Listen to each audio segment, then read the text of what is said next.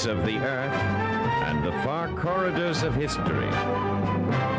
Dateline, World War II.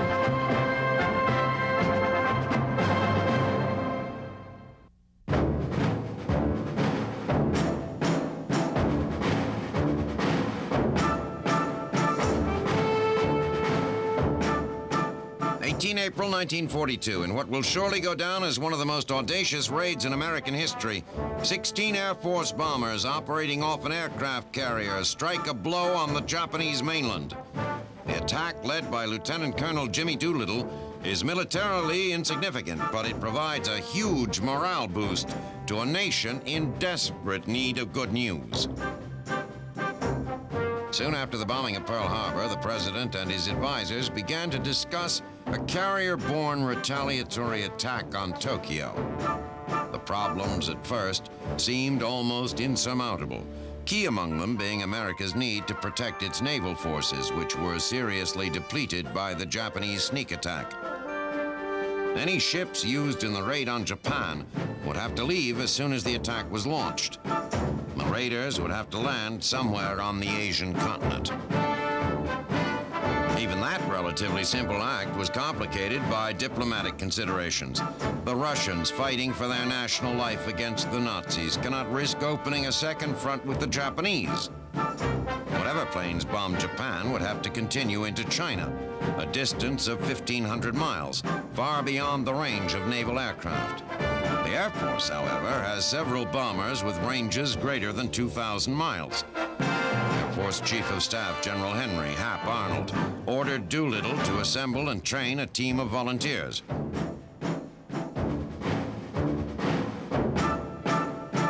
On 2nd April, Doolittle and his raiders, with barely a month's training under their belts, boarded the carriers bearing their bombers and began the long trip across the Pacific. Early on the morning of 18 April, the task force spots a Japanese patrol boat. Almost immediately, the cruiser Nashville opens fire, sinking the craft and killing all on board. There is no way to know whether the Japanese were able to send word of the approach of the American Armada. Still, hundreds of miles from their designated departure point, Doolittle is confronted with a choice: abort the mission or take off knowing they haven't sufficient fuel to reach their safe landing areas. Believing the rewards to be worth the risks, he gives the green light for the mission.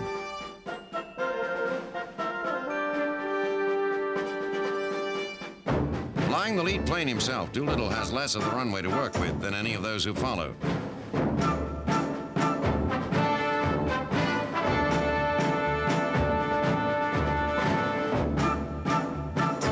The B-25 trundles slowly forward, and as he runs out of deck, Doolittle pulls the nose of the plane sharply upward. The Navy pilots, familiar with the difficulties of taking off in such a constricted area, gasp in disbelief as the huge bombers, which normally depart from runways nearly a mile long, lift one after another into the overcast sky.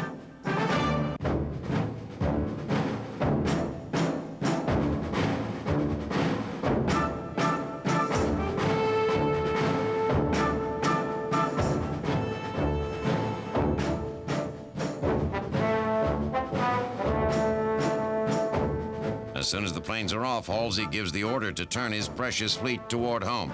The planes fly low to escape detection. Each carries a 2,000-pound bomb load, a mixture of high explosives and incendiary devices. So that the loss of a plane will not turn into an intelligence bonanza for the Japanese, the elaborate Norden bomb sights normally installed in the Mitchell's cockpits have been removed. What is important, Doolittle and his men know, is not the accuracy of the bombing, but the bombing itself. The target is not a particular building or facility, but the much broader target of the Japanese nation's confidence. It takes 5 hours for the raiders to reach the Japanese coast. 13 head for Tokyo and 1 each to Nagoya, Osaka, and Kobe. Shortly after noon, Doolittle and his raiders reach Tokyo. Coming in from the east to north, the raiders drop their bombs, hitting a random selection of urban life: a crane, a ship in dry dock, a school. The Emperor's Palace, clearly visible from the air, is not bombed for fear that an attack on the very symbol of Japanese nationalism will incite the Japanese to higher levels of aggression.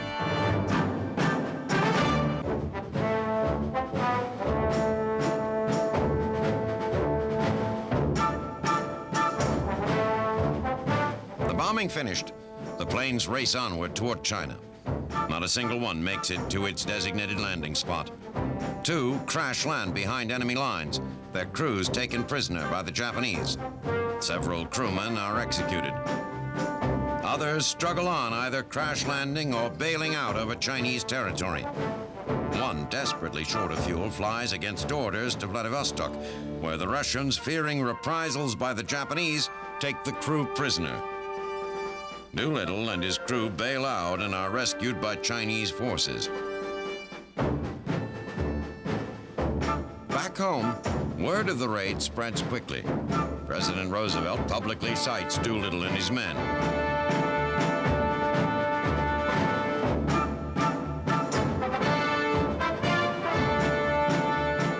People pour into the streets and celebrate. It is, in truth, a small victory.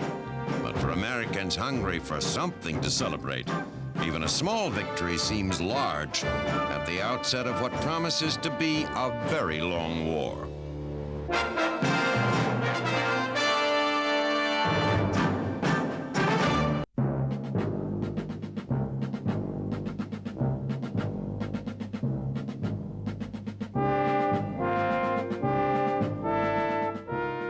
March 1942, the Philippines. As General Douglas MacArthur is ordered by his superiors to abandon the islands for safe haven in Australia, the military situation here grows more dire, and the American command seems beset by miscommunication and confusion. As he departs, the general divides responsibility for the remaining forces among his former assistants, failing as he does so to notify Washington of the changes. The commanders in the U.S. and MacArthur then issue a series of orders that seem out of touch with reality, at least as it is being experienced by troops on the ground. MacArthur orders General George Moore, holed up on the offshore island of Corregidor, to set aside rations for troops trapped on the Bataan Peninsula. Those troops are tired, bloodied, and half-starved, but MacArthur apparently believes they will be able to fight their way through the Japanese blockade and across 2 miles of open water to Corregidor. Washington, on the other hand, sends word to the senior officer in the Philippines to hold Bataan at all costs. That message is addressed to the commander in the Philippines and is intended for General Jonathan Wainwright. But since MacArthur's restructuring of the command, there is no single commander. And Washington's message finds its way not to Wainwright, but to Colonel Lucius Beebe. The confusion dramatizes a lack of consensus by the Allied command on exactly what the future holds for the island forces. Wainwright, who has moved his headquarters to Corregidor, finds himself bickering with a resentful MacArthur over, among other things, how much food is left on Bataan. When Wainwright calls for an air raid to relieve the Japanese blockade, MacArthur refuses, saying he doesn't have enough aircraft. Conditions on Bataan deteriorate, and on 29 March, Wainwright receives a desperate plea from the peninsula. Trapped in their foxholes without food or medicine, the Army forces are on the verge of collapse. Corregidor, itself cut off from resupply, has no food to give, and the fate of Bataan is sealed. On the night of 2nd April, the Japanese launch a huge artillery barrage, blowing a hole 2.5 miles wide in the American defenses. The next day, Japanese forces pour through the breach. From Australia, MacArthur orders a counterattack. Wainwright thinks the order little more than madness, but passes it along to commanders on Bataan. On Easter Sunday, as Japanese overrun the American positions, the dilapidated army mounts a weak offensive. Major General Edward King, commander of Bataan's 1st Corps, defies orders and surrenders. Wainwright watches from Corregidor as the Japanese begin herding American and Filipino prisoners into columns for an 85-mile forced march to prisons at San Fernando. Those who fall behind are shot. Those who are found in possession of Japanese money or souvenirs are presumed to have killed Japanese soldiers and are beheaded. The The Bataan Death March, one of the most disgraceful atrocities in the Pacific War, has begun. In Washington, President Roosevelt rescinds his earlier order, giving Wainwright the power, if he deems it necessary, to surrender. On the night of 5 May, Japanese troops land almost undetected on the island. The fight is a short one, and by the morning of the 6th, Wainwright orders his troops to surrender.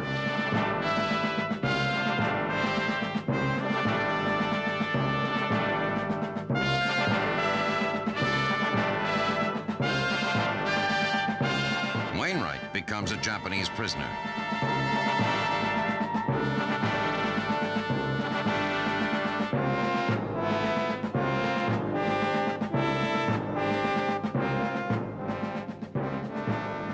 Practical purposes, organized American resistance in the Philippines has ended.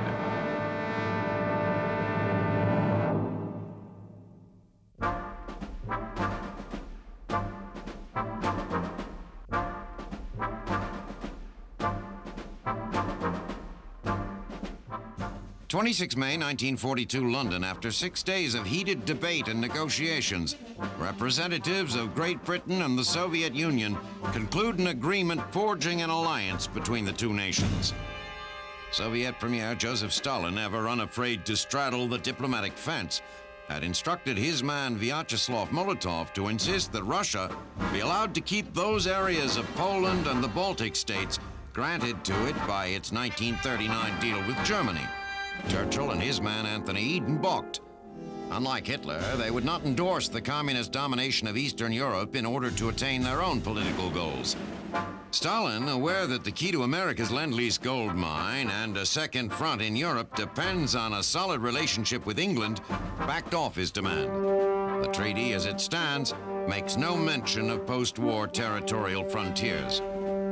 For Churchill and Eden, the pact stipulating that no armistice or peace will be negotiated with Germany by either of the parties without the consent of the other provides a buffer against any possible shenanigans by Stalin, wherein he might, to save Russia, join forces with the Nazis and attack the Western Allies. For Stalin, the pact opens the door to financial and material support from the United States, as well as hope for a cross-channel assault against Hitler's Fortress Europe that would provide much-needed relief for the Red Army. In addition, the dictator notes with satisfaction, while the treaty does not explicitly bequeath him those areas of Eastern Europe he had earlier conquered, it does not explicitly deny him those areas either.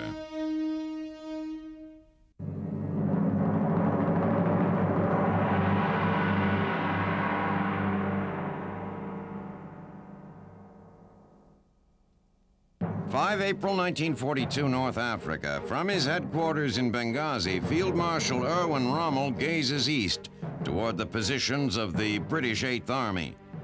Soon, he knows, the uneasy quiet welcomed by troops on both sides will be shattered as he, once again, hurls his Africa Corps eastward toward Tobruk. In the past 14 months, the pendulum has swung back and forth across the desert 5 times.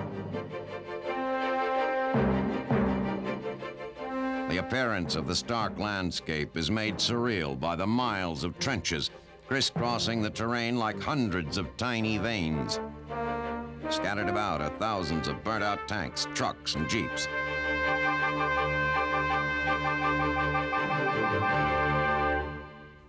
Grave markers stand in silent testament to the fury of the battle that has raged for this godforsaken piece of land. For the men on both sides, this brief respite from the rigors of battle is a welcome break. For months, there has been little time to relax. And now that their commanders have, for the moment, taken a pause, they intend to make the most of it.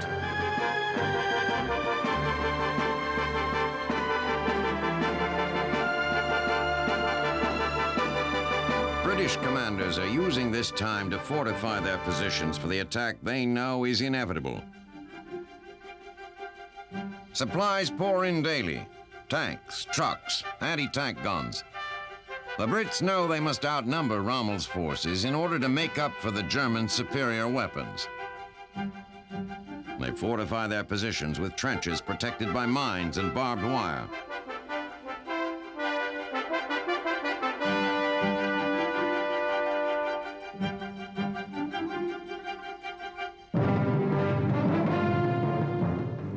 The Germans, meanwhile, are busy fighting a supply battle of their own. The ground war in North Africa relies completely on the Nazis' ability to deliver supplies to the port at Tripoli. The British realize this all too well, and the RAF operating out of Malta is hotly contesting the Germans' control of the Mediterranean. Day in and day out, vital German shipping is sent to the bottom by marauding Spitfires.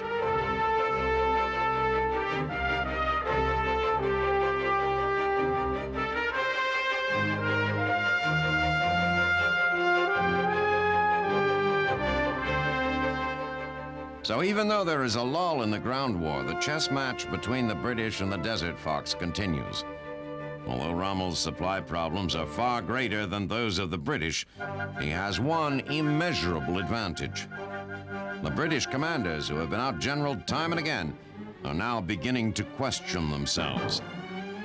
They lack the confidence to make bold decisions on the battlefield, and against a sly adversary such as Rommel, indecision is the first step toward defeat.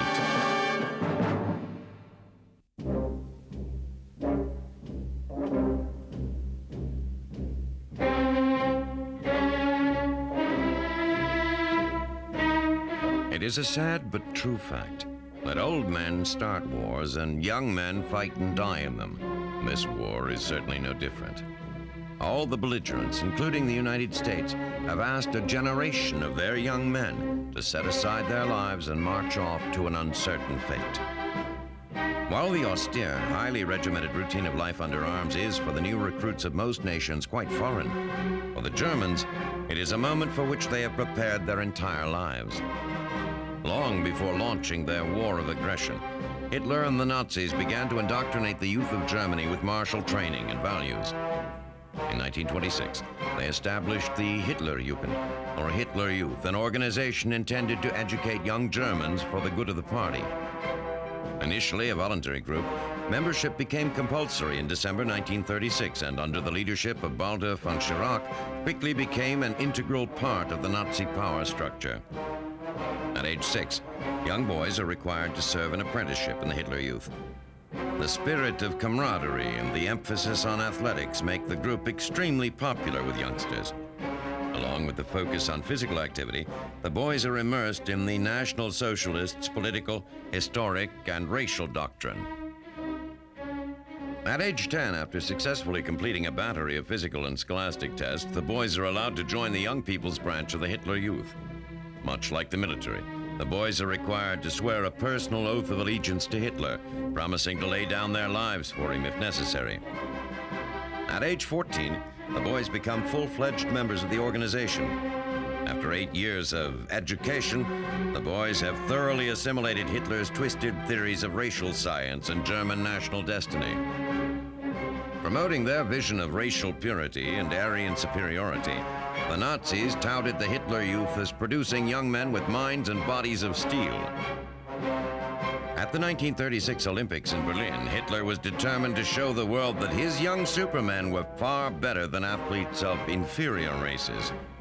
Much to his consternation, however, Jesse Owens, a black American, captured 4 gold medals in track, setting world records in all 4 events. Despite this blow to their worldview, the Nazis continued to exalt the superiority of the Aryan race and to instill these ideas in their children. As the time for war drew near, the training of the Hitler Youth took on a more practical military nature. Instead of marching or sports-related activities, the thinly disguised exercises and drills were preparing the young men for their coming tasks. Certainly, the astounding success of the German military in the first 2 years of the war can be at least partly attributed to the years of indoctrination and training their troops have had. Whether or not the Hitler Youth can continue to supply the German military with high-quality troops in the numbers necessary to support their far-flung armies remains to be seen.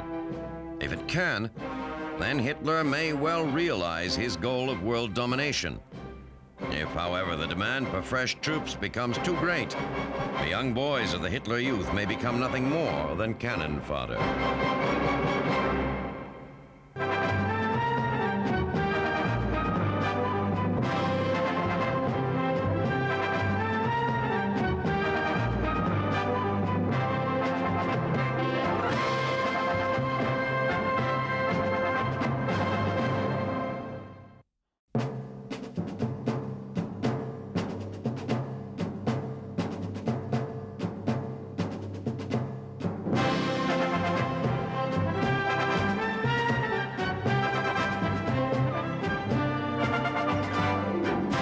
from the four corners of the earth and the far corridors of history. Dateline, World War II.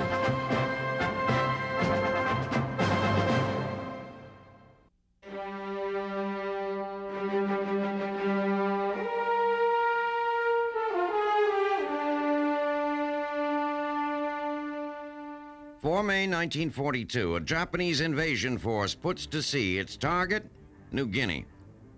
The task force is made up of 11 Army troop transports screened by aircraft carriers, destroyers, and heavy cruisers. New Guinea is key to the Japanese plan to invade Australia. It is a short hop across calm water from the island to Cape York Peninsula in Queensland, and the Imperial plan is to have troops on Australian soil by summer. As the Japanese Armada sets out, they don't realize that the United States knows they're coming. Just after the outbreak of war, American cryptologists deciphered the most secret of Japanese secret codes. Since then, Japan's most privileged radio transmissions have been theirs for the taking. Floating between the Japanese task force and New Guinea are the ships of Admiral Chester Nimitz's Pacific Fleet. Nimitz and Admiral Bull Halsey believe that an air attack against the task force can stop the Japanese invasion before it begins. Nimitz distrusts the Army Air Force pilots and chooses instead to let the veteran pilots of the aircraft carriers Lexington and Yorktown carry the battle. Thus is a plan hatched for a completely new kind of battle, one in which great navies meet not with guns but with planes, attacking each other from far over the horizon. As the Japanese fleet sails onward, oblivious to the pending attack, a weather front swoops across the Coral Sea, befogging thousands of square miles of ocean. The heavy weather works in the favor of the ambushing American fleet, who conceal themselves until they are within 20 miles of the Japanese. Just before dawn on the morning of 6 May, the Yorktown launches Wildcats and Devastator torpedo bombers at the approaching Japanese Navy. Dive bombers pitch 1,000-pound high explosives at the enemy, damaging the destroyer Kirizuki so badly that its captain runs it aground so that it will not swamp. 3 minesweepers sink as the American planes return to their home carrier.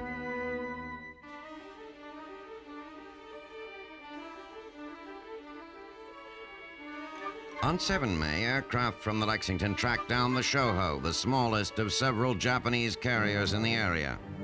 Rear Admiral Aubrey Fitch launches an attack that catches the Japanese admiral with only 7 of his planes airborne. The Japanese turn their carrier into the wind to launch more fighters, just as the American torpedo bombers approach. The Shoho, steaming straight and steady so that its planes can take off, makes a fat target. 60 dive bombers and 24 torpedo planes finish the ship in less than 10 minutes. Attacks on the larger Japanese carriers, Zuikaku and Shokaku, are less successful. The Zuikaku hides in the dark of a rainstorm. The Shokaku is not so lucky. American planes drop 3 bombs on her deck, ending her ability to mount flight operations, but she steams away before a death blow can be dealt. The Japanese, while certainly getting the worst of the first day's conflict, were not without victories of their own. Japanese aircraft sink the American tanker Neosho of the cruiser Sims and damage several other craft. The next day, 8 May, dawns clear and bright. Aircraft from the Zuikaku corner the Lexington in a crossfire of bombs and torpedoes, striking both sides of the ship. As the captain orders a hard about to avoid one flight of incoming torpedoes, he turns directly into the path of another. Bombs from above explode in the ship's smokestack and in an ammunition magazine. In 19 minutes, the attack is over. The Lexington is listing 6 degrees to port. After several hours of heroic damage control, the order is given to abandon ship.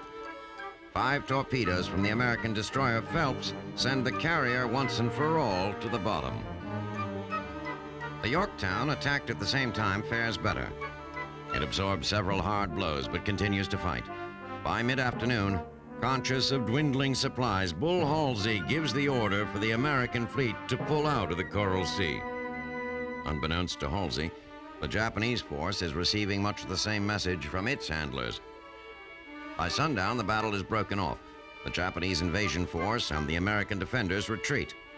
The toll taken has been heavy.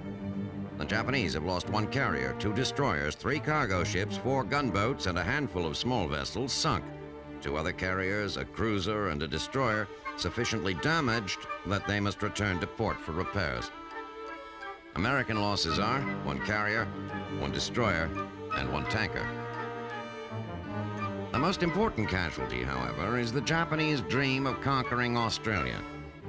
The invasion force never makes it to New Guinea, and without New Guinea, there will be no imperial troops coming ashore in Queensland.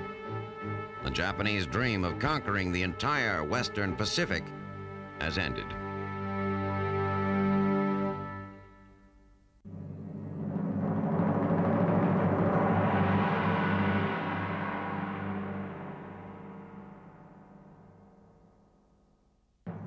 May 1942, England, under the command of Air Marshal Arthur Harris, over 1,000 Royal Air Force bombers take to the air, embarking upon Operation Millennium, the objective of which is the destruction of the city of Cologne.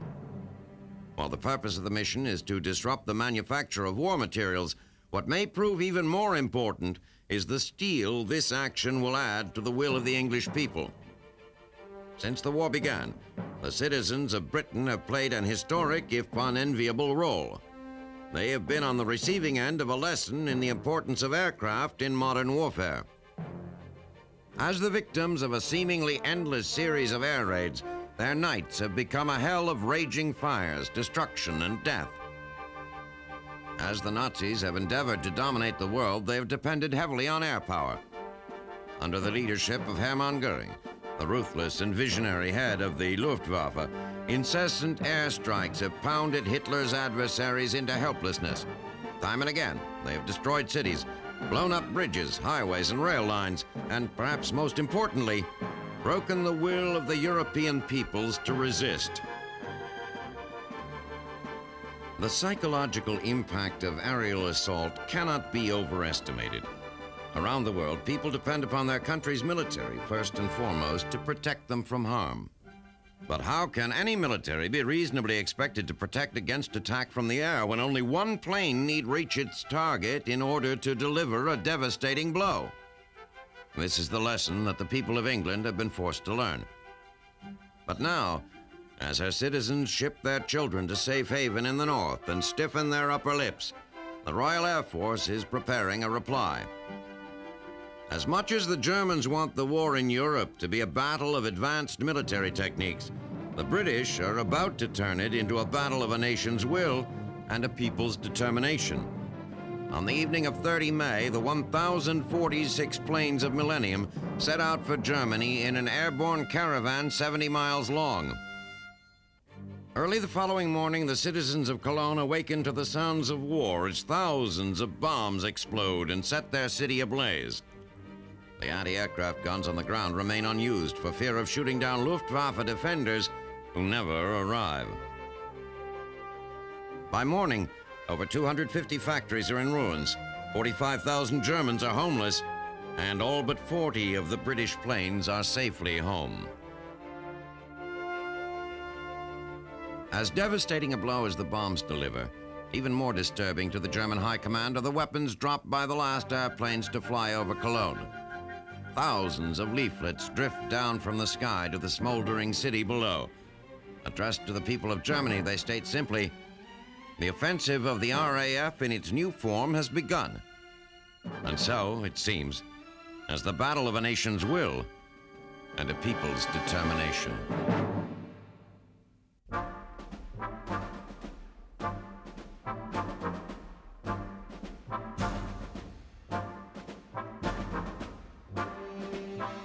June 1942, Dutch Harbor. In an operation that is a diversion for another operation, which is itself a diversion, 13 carrier-launched Japanese fighter bombers begin an attack on the naval base here on the island of Unalaska. The purpose of this attack is to draw attention away from the planned invasion of the 2 most westerly islands in the Aleutian chain, Attu and Kiska. For the Americans, based on these godforsaken slabs of rock and muskeg, the actual attack is less of a surprise than the fact that anyone would want to invade these islands in the first place. Situated off the coast of Alaska between the North Pacific and the Bering Sea, They are cold, desolate, depressing atolls of misery, barely suited for occupation by human beings. Nevertheless, they are U.S. territory and, despite the consistently inclement weather, are considered by both sides a possible staging area for attack, so the military has stationed men here to protect them. The raid on Dutch Harbor is over quickly with minimal losses on both sides, and on 5 June, the Japanese land troops on Attu and 2 days later overrun Kiska. In both cases, because the American commander had assumed the Japanese objective was the coast of Alaska, the invasions are unopposed. While the location of the landings is something of a surprise, the fact that the Japanese were going to stage an attack on the Aleutians is no surprise at all. In fact, the Americans have known for weeks that the Imperial Navy was coming, having intercepted and decoded radio messages to that effect. They also know that the attack here is only an attempt to draw the bulk of the U.S. Pacific Fleet away from the real Japanese objective, Midway. So while the military leaders on both sides realize that the invasion of the Aleutians was merely a feint and that they are of little strategic or tactical importance, the government and people of the United States are outraged and demanding reprisal. Unaware or uncaring of the fact that who maintains control of these barren rocks will likely have little impact on the outcome of the war, Americans can see only one aspect of the Japanese victory here. That, for the first time in a very long time, a foreign invader is occupying U.S. soil.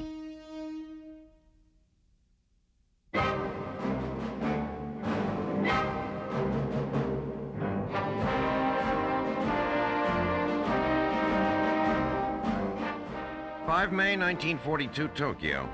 Japanese Imperial Headquarters issues an order instructing a combined fleet under the command of Vice Admiral Chuichi Nagumo to invade and occupy strategic islands in the western Aleutians and Midway Island in the Central Pacific.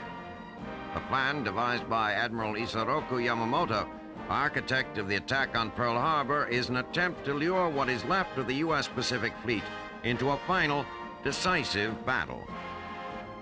Midway Island, a tiny atoll 1,100 miles northwest of Hawaii, is the United States' westernmost outpost. It would provide the Japanese with an advanced base for operations against not only Hawaii, but also the West Coast.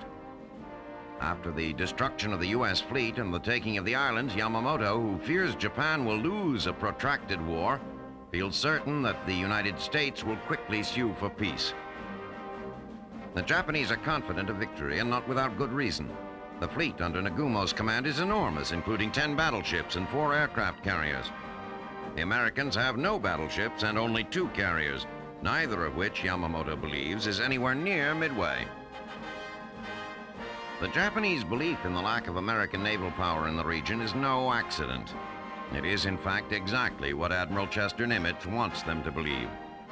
Nimitz is betting everything on the as-yet untested intelligence obtained by breaking the Japanese code, which indicates that Midway, not the Aleutians, is Yamamoto's primary objective. American intelligence has also misled the Japanese into believing that the USS Yorktown was sunk at the Battle of Coral Sea. Although she is far from tip-top shape, the Yorktown, after receiving emergency repairs at Pearl Harbor, is considered battle-worthy. On 2 June, with the Japanese fleet making for Midway, 2 American task forces under the command of Rear Admiral Raymond Spruance sit in radio silence 325 miles north of Midway. With only 3 carriers, the Enterprise, Yorktown, and Hornet, Spruance knows that if the U.S. Pacific Fleet is to survive the coming battle, he must achieve complete surprise, taking out the Japanese flat tops before they have an opportunity to effectively strike at his carriers. It is a tremendous gamble. If it pays off, it would be a devastating setback for the Japanese and perhaps a turning point in the war. If it fails, however, the Americans' ability to contest the Japanese in the Pacific will be virtually destroyed, leaving the west coast of America staring into a rising sun.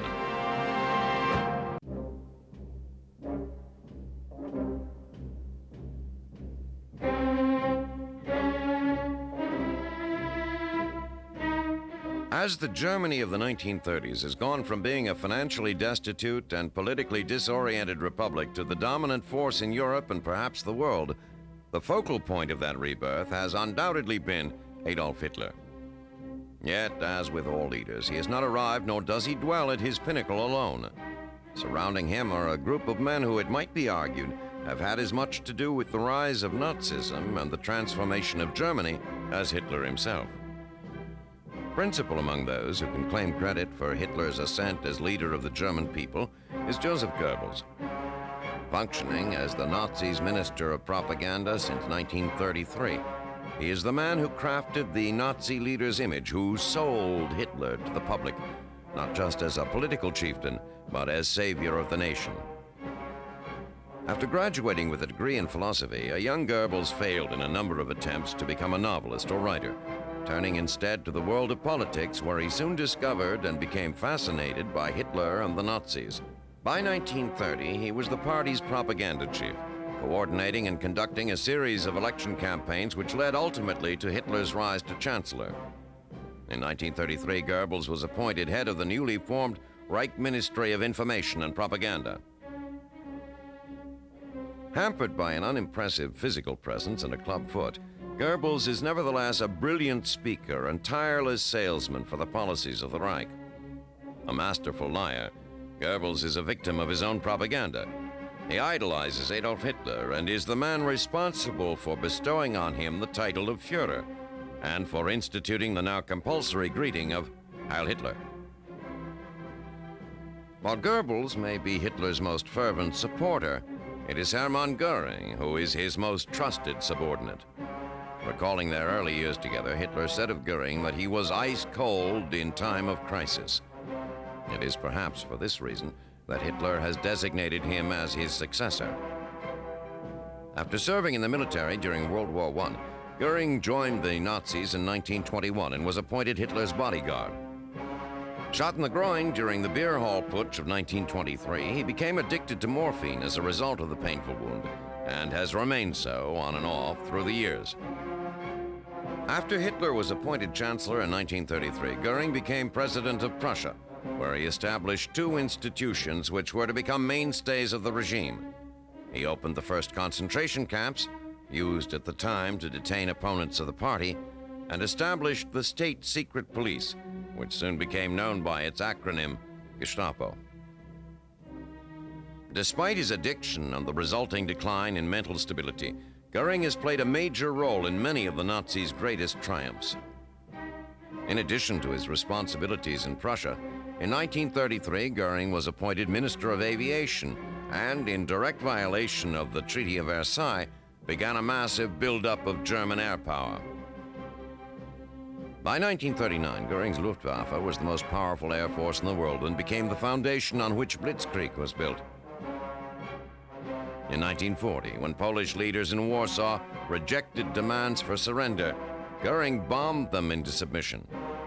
Similar attacks led to the victories in Norway and France. It was these triumphs which compelled Hitler to create and appoint Goering to the position of Reichsführer, officially making the corpulent morphine addict the number 2 man in the Nazi Party. Despite his power within the walls of the Chancellery, Goering is not considered by the citizens of Germany to be the most powerful man in the country. That distinction goes to the bespectacled former chicken farmer whose gift for terror and penchant for persecution propelled him to the upper echelons of the party and made him the most feared man in the Reich, Heinrich Himmler. Himmler's base of power is the Schutzstaffel, commonly known as the SS.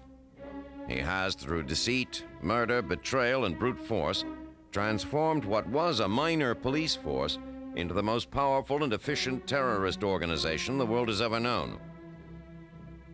By way of the SS, Himmler controls the Gestapo, which he commandeered from Goering in 1936, the Waffen-SS, an independent military force intended to challenge the authority of the Wehrmacht, and the entire system of Nazi concentration camps, the vehicle by which he intends to implement the final solution.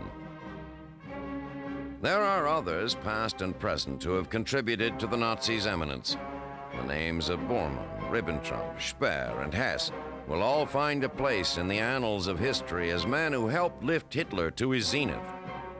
But it is these three, Goebbels, Goering, and Himmler, who through lies, brutality, and terror have translated the twisted dictator's vision into a horrifying reality. Working alone, Adolf Hitler could never have hoped to fulfill his dreams of conquest. Yet he now stands as master of a continent, propelled by his own madness and by the efforts of a failed author, a morphine addict, and a chicken farmer.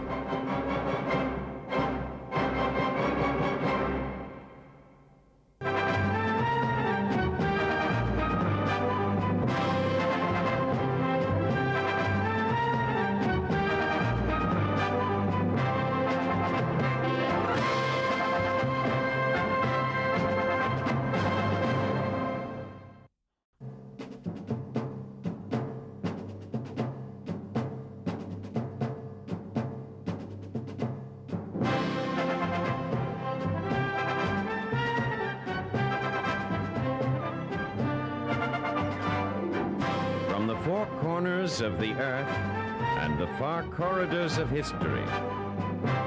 Dateline, World War II.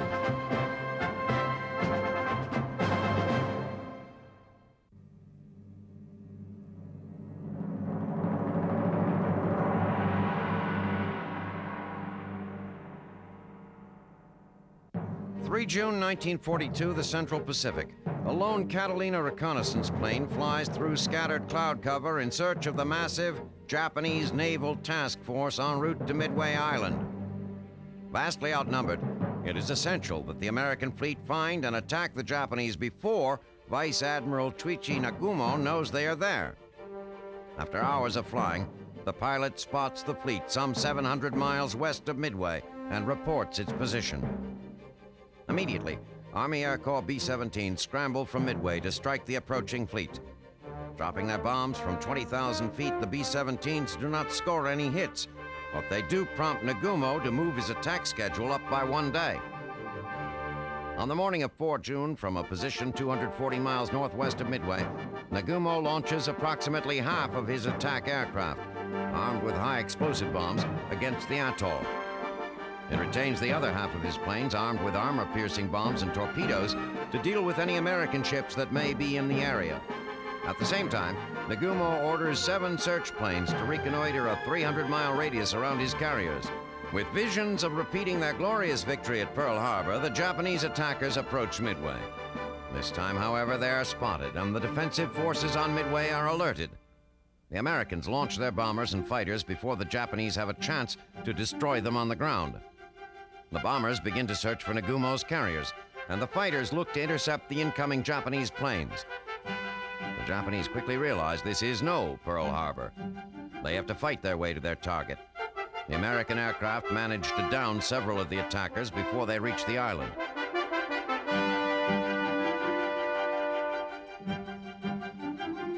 Over their target, they are greeted by fierce anti-aircraft fire.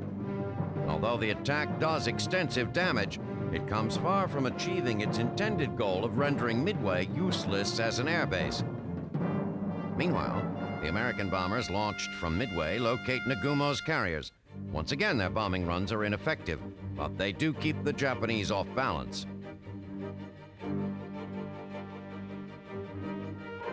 As the attack continues, Nagumo learns from the squadrons returning from Midway that a second strike will be necessary. He orders his remaining planes to be refitted with high explosive bombs more suitable to land attack. While the planes are being refitted with their new payload, Nagumo receives a disturbing report. One of the search planes has spotted an American surface fleet barely 200 miles north. Nagumo orders his remaining planes again to be refitted with anti-ship ordnance. Meanwhile, Rear Admiral Frank Fletcher's task force, centered around the carriers Enterprise, Hornet, and Yorktown, has finally closed to within striking distance of Nagumo. At 150 miles, he is at the outer limits of his aircraft's range. Fletcher and his second-in-command, Rear Admiral Raymond Spruance, decide that hitting the Japanese first is critical and launch their attack. The planes head for Nagumo's last reported position, desperately hoping to catch the Imperial Navy completely unawares. In the meantime, the returning Japanese strike force has reached its carriers. Nagumo decides to retrieve the returning planes before launching a strike against the American task force. With this decision, he seals the fate of his carriers. At 9:40 a.m., Devastator torpedo bombers from the Hornet are the first to spot the Japanese flat tops. Before they can attack the ships, 50 Japanese Zeros flying combat air patrol attack them. Within minutes, all 15 of the Devastators are shot down.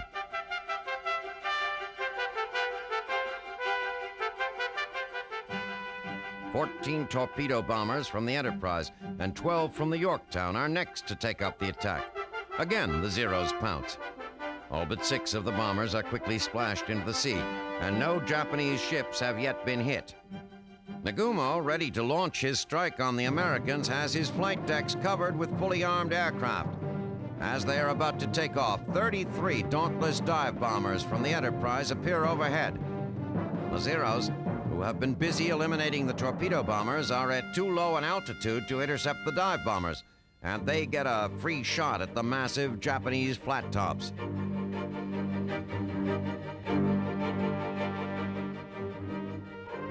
Within minutes, 3 of the Japanese carriers, the Kaga, Akagi, and Soryu, are reduced to infernos of exploding bombs, aircraft, and fuel.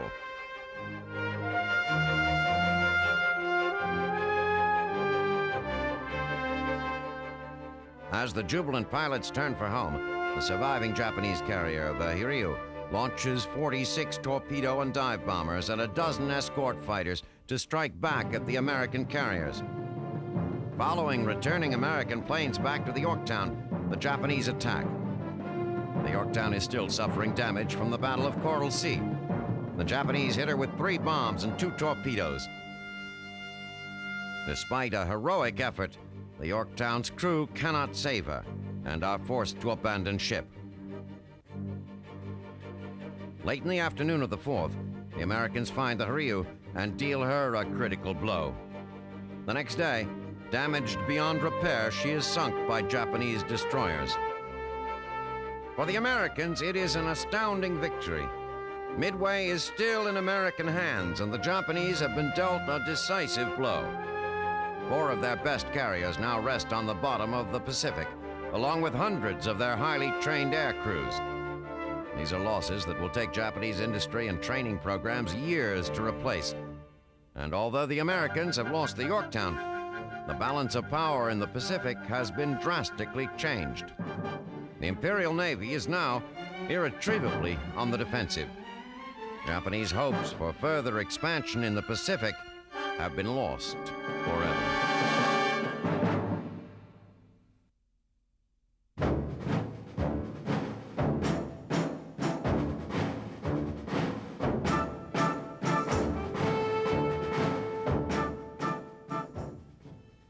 June 1942, Washington. President Franklin Roosevelt and British Prime Minister Winston Churchill, having arrived in the capital after a brief but pleasant visit to the president's estate in Hyde Park, New York, begin informal discussions regarding the nature of Allied operations for the remainder of 1942 and 1943.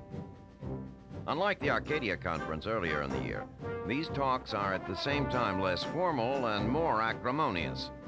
At that meeting, Churchill and his staff had been quite successful in persuading the president and American military leaders to accept their views on what the initial Allied approach to the war ought to be. But since the conference, the Washington contingent have begun to show signs of independent thought and action that the British, particularly Churchill, find disturbing.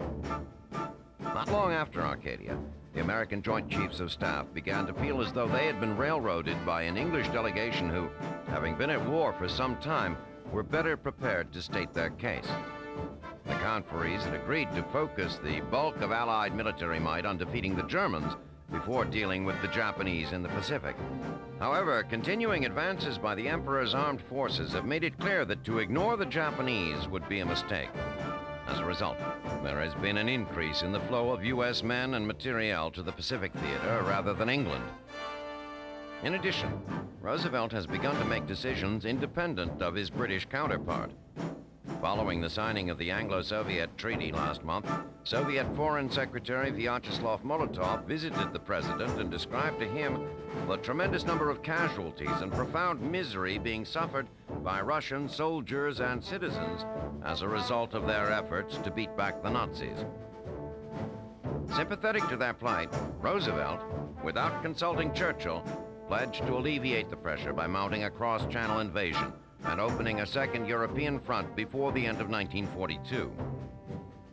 While there is no way he can in good conscience object to America's escalating defense of the Pacific, Churchill is determined to persuade FDR to delay the opening of a second front on the continent. Churchill argues that the proposed landing of between 6 and 8 divisions at an as-yet undetermined location on the coast of France in less than 6 months' time will be a bloodbath. Rather than France, he contends, the United States should execute an assault on the coast of North Africa, coming to the aid of British forces battling there. The Americans are not happy with the Prime Minister's position.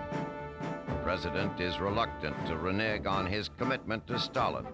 And the Joint Chiefs are quick to point out that, while Churchill, it seems, is unwilling to spill British blood in an operation to aid the Russians, he shows no compunction when asking Americans to lay down their lives in support of the English army.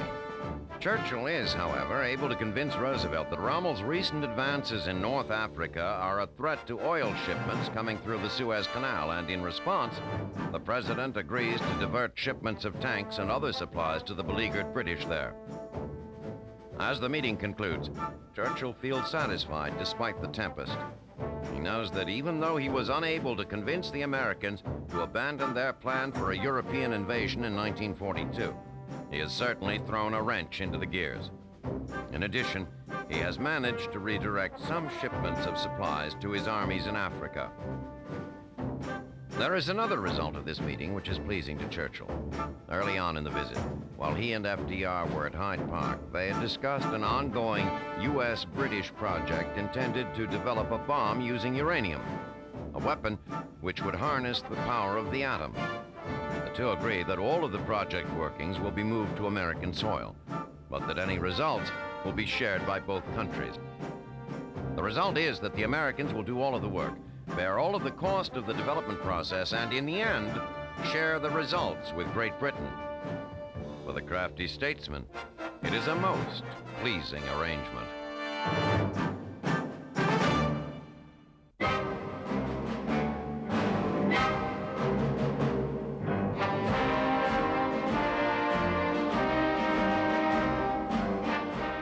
11 June 1942, North Africa. On the stinging sands of the desert, the British and Nazi armies are squaring off for what may be the final battle to determine the continent's future. General Erwin Rommel, the German tank genius, believes that that battle will come at the Egyptian city of El Alamein, that it will come soon, and that his army, perhaps the best trained in the world, will win. That thought terrifies English Prime Minister Winston Churchill, who knows well that if the English toehold in North Africa is lost, it will be almost impossible to regain. The German Africa Corps fights its way into the town of Bir Hakeim. The battle is fierce but short. The Germans take little time celebrating their victory before looking forward to their next target, Tobruk, the last significant obstacle between Rommel and El Alamein. Hard by the Mediterranean, Tobruk is an English stronghold no longer so strong. The Gazala line, a defensive buffer to the town's west, has been stripped of much of its firepower. Infantry and armament have been moved back to reinforce the defenses around El Alamein. The English are instead counting on tanks to blunt the German offensive. The British have more than 900 tanks on the outskirts of Tobruk and have shipped in as well 35,000 infantry reinforcements. Tanks are, of course, Rommel's specialty, and upon arriving at Bir Hakeim, the Desert Fox sets up a replay of what has been his strategy all across Africa. He places huge artillery batteries at strategic locations, and then maneuvers his tanks to draw the English into range. As they have before, the English blunder into the German trap and find themselves cut literally to pieces by the German 88mm guns. Of the 900 tanks British General Sir Claude Auchinleck takes into battle on the 11th, only 65 come out on the 13th. Not surprisingly, Auchinleck believes that Tobruk cannot be held and suggests a withdrawal before the Germans can regather their strength. Churchill rejects the proposal, insisting that Tobruk be held. The Prime Minister orders Auchinleck to do so. At dawn on 20 June, Rommel launches what he believes will be the final assault on the city. More than 150 aircraft pummel the town center and the harbor from above, while German and Italian artillery around the city's edges lob thousands of rounds at the English positions. An infantry assault clears a path through an enormous minefield, and by noon, German tanks are freely wandering the streets of the city. What English commanders had hoped would be an orderly evacuation of Tobruk degenerates into chaos. The English headquarters moves from place to place, only steps ahead of the advancing Germans. The convoys setting out for El Alamein become shooting galleries for German tanks, which fire point-blank into trucks loaded with infantry. By sunset, the battle for Tobruk is nearly over. General Cropper, the South African general in charge of British forces in the city, gets word out to his headquarters in El Alamein. "If you are counterattacking," his message says, "please let me know." There will be, however, no counterattack. The English forces dug in around El Alamein will stay dug in, awaiting Rommel's next inevitable advance. At 9 o'clock on the morning of 21 June, Cropper runs up the white flag of surrender. As the remaining English troops fall into German hands, it is clear that they have won the respect of their enemies. Rommel, a professional soldier through and through, tells his captives, "You have fought like lions and have been led by donkeys." Rommel's victory is so decisive that the day after the battle's end, Adolf Hitler promotes him, giving him the highest rank in the German army, Field Marshal. By that time, Rommel is already looking east to El Alamein, and what he is confident will be the ultimate German victory in Africa.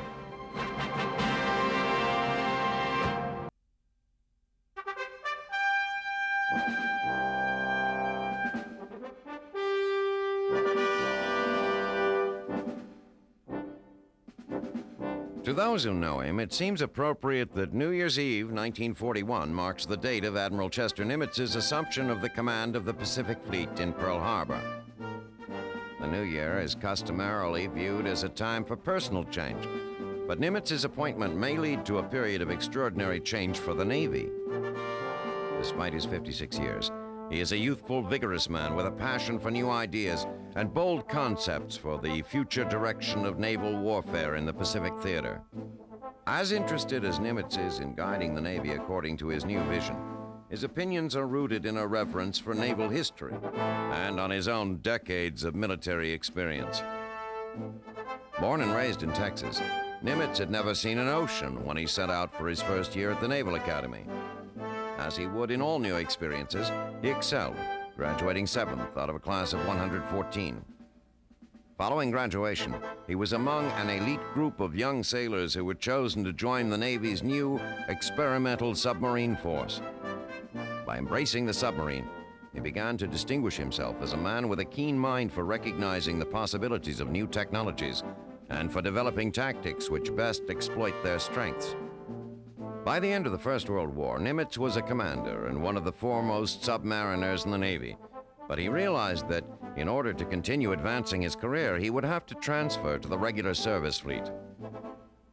His experience as captain of several ships over the following years was particularly timely, as he was afforded the opportunity to witness the early development and growing pains of the aircraft carrier.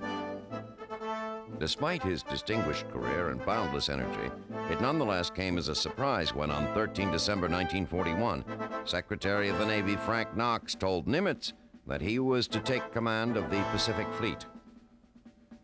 Nimitz was told that one of the reasons for his promotion was the Navy's desire to send someone to Pearl who could ease the fear and shame of the survivors of the attack. Upon his arrival, he gathers the men together and tells them simply that they were not to blame for what happened, that he has complete faith in their abilities, and that he wants very much for all of them to remain under his command. Morale improves immediately. Seeing the aftermath of the attack firsthand, Nimitz states that in his estimation, the Japanese blow has not been so devastating after all. Pearl Harbor remains a viable naval facility. The machine shop, the submarine base, and millions of barrels of oil were untouched in the attack. As a result, the Navy does not have to retreat to California. Realizing that lack of information is the principal reason for the success of the Japanese attack on Pearl Harbor, he insists that he receive all intelligence information raw as it comes in, knowing every second that passes is one in which he could already be countering Japan's plans. As Nimitz sees it, the most effective way to renew the strength of the fleet is through use of the aircraft carrier. While he regrets the tragedy of December 7th, he is nonetheless relieved that the ships sunk were battleships, not carriers. The attack, for Nimitz, points plainly ahead towards a day when the battleship, long the center of naval warfare, gives way to the newer, smaller, quicker, and ultimately more powerful carrier. And while many in the Navy argue that our reliance on the battleship has brought us peace in the past, Nimitz maintains his faith that it is the carrier that will bring us peace in the future.